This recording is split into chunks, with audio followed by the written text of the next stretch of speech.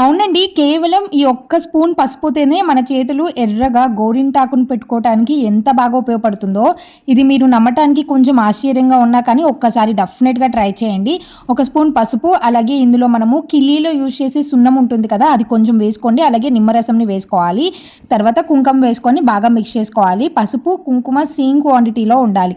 మనం ఎక్కడ కూడా వాటర్ అనేది యాడ్ చేయము. ఓన్లీ నిమ్మకాయ రసంతోనే మనము ఇదంతా కూడా మిక్స్ చేసుకుంటాము. అలాగే మీరు సున్నం కూడా ఎక్కువ వేసుకోకూడదు. సున్నం కూడా 1 లేదంటే 2 చిటికెలు మాత్రమే వేసుకోవాలి. అది వేడిగా ఉంటుంది కాబట్టి చిన్న పిల్లల చేతులు, సెన్సిటివ్ చేతులు ఉంటే అవి పొంగులాగా వస్తుందనమాట.